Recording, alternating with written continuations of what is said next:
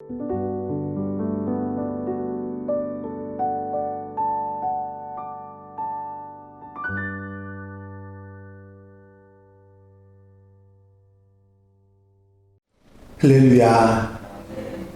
하나님께서 오늘 하루도 넉넉한 은혜 가운데 인도해 주실 줄로 믿습니다. 다 같이 사도신경으로 신앙 고백 같이 하심으로 새벽 예배 하나님 앞에 같이 드리십니다. 전능하사 천지를 만드신 하나님 아버지를 내가 믿사오며 그 외아들 우리 주 예수 그리스도를 믿사오니 이는 성령으로 잉태하사 동정녀 마리아에게 나시고 본디오 빌라도에게 고난을 받으사 십자가에 못 박혀 죽으시고 장사한 지 사흘 만에 죽은 자 가운데서 다시 살아나시며 하늘로 오르사 전능하신 하나님 우편에 앉아 계시다가 저리로서 사한 자와 죽은 자를 심판하러 오시리라. 성령을 믿사오며 거룩한 공예와 성도가 서로 교통하는 것과 죄를 사하여 주시는 것과 몸이 다시 사는 것과 영원히 사는 것을 믿사옵나이다. 아멘. 할렐루야. 오늘 함께 교독하실 본문 말씀은 출애굽기 12장 29절부터 36절 말씀까지입니다. 출애굽기 12장 29절로 36절에 있는 말씀 한 절씩 교독하시겠습니다. 밤중에 여호와께서 애굽 땅에서 모든 처음 난 것 곧 왕위에 앉은 바로의 장자로부터 옥에 갇힌 사람 장자까지와 가축에 처음 난 것을 다 치심해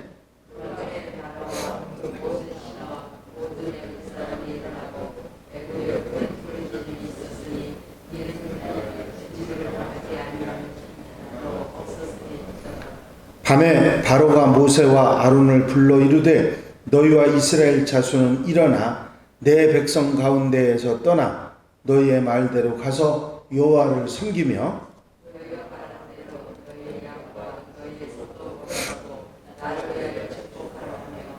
애굽 사람들은 말하기를 우리가 다 죽은 자가 되도다 하고 그 백성을 재촉하여 그 땅에서 속히 내보내려 하므로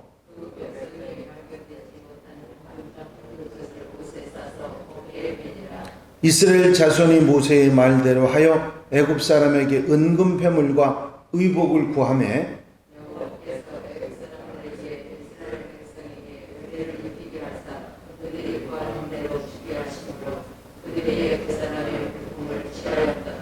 아멘.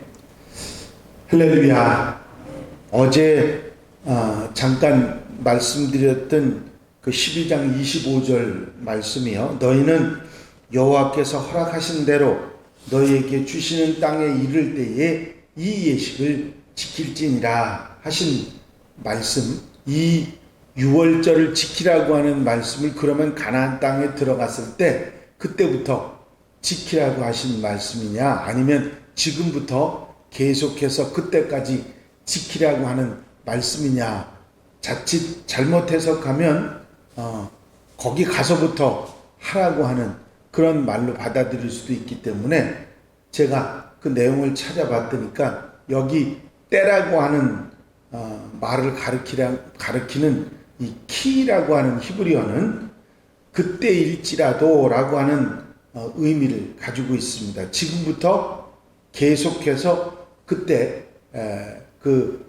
가나안 땅에 들어가서도 라고 하는 의미를 가지기 때문에 이 40년 광야 생활에서도 계속해서 유월절을 지키고 가나안 땅에 들어가서도 계속해서 지켜야 한다. 그런 말씀으로 우리가 받아들이면 되겠습니다.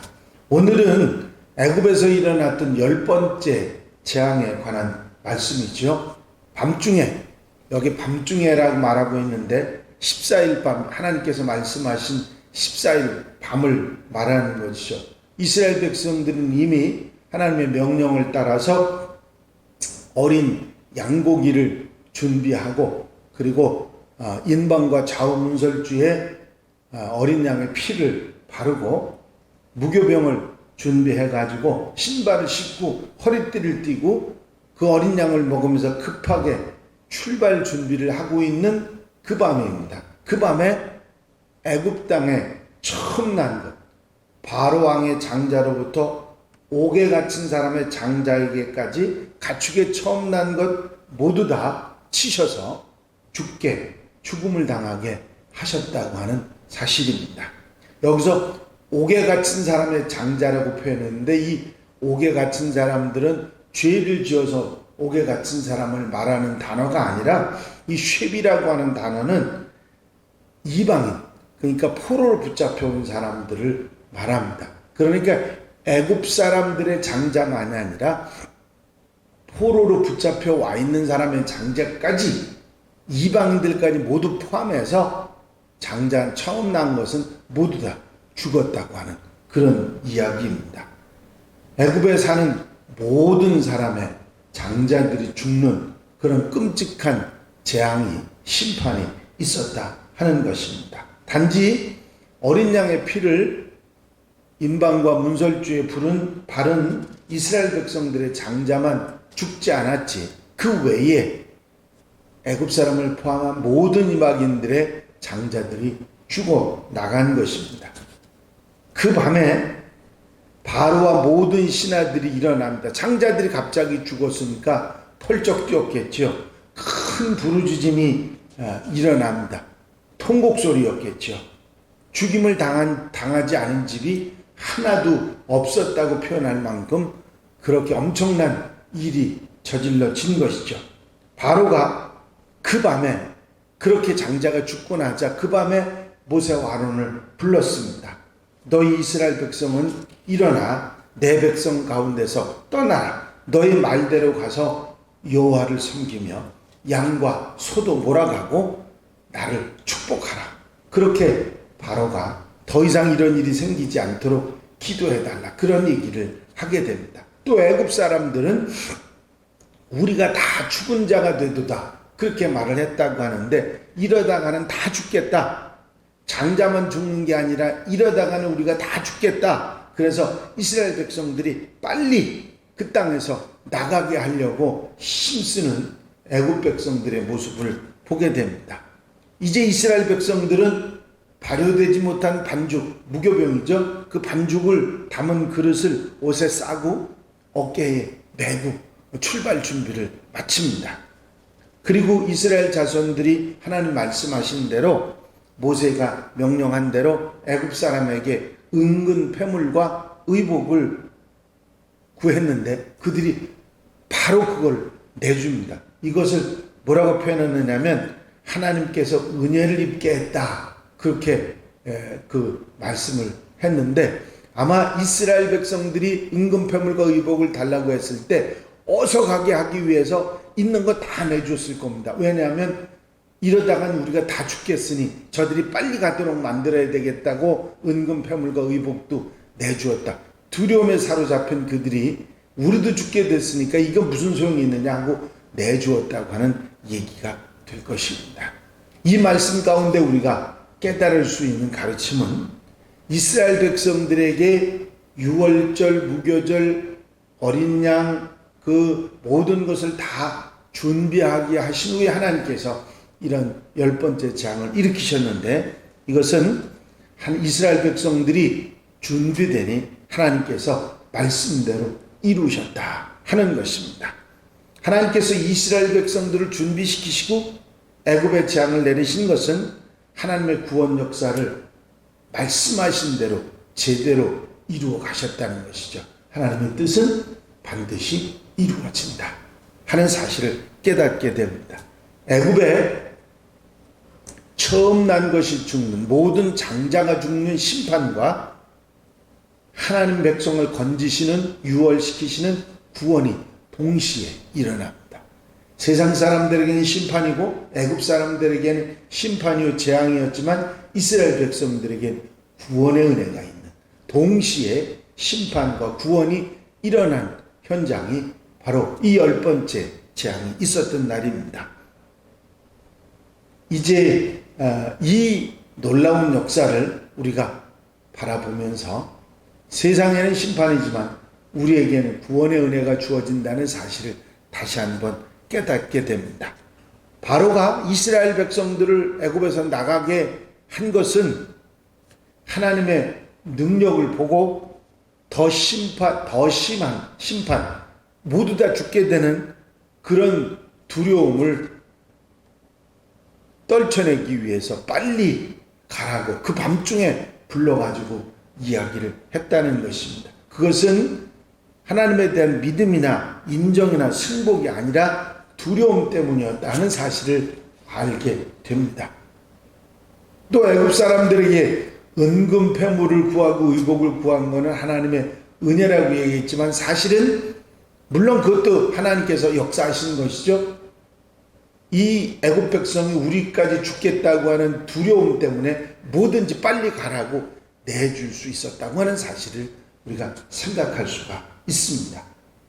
그들이 가졌던 두려움, 죽겠다고 하는 두려움 역시 하나님이 주신 것이고 그들에게 은혜를 받도록 하신 것이라 할 수 있습니다. 하나님의 은혜는 절망 가운데도 구원의 역사, 은혜의 역사가 나타날 수 있다고 하는 사실입니다. 믿음으로 구하는 자는 모두 받게 된다고 하는 것이죠. 어떤 절망적인 상황이 되고 아픔과 고통이 있다 할지라도 하나님의 백성들은 소망을 버리지 말아야 됩니다.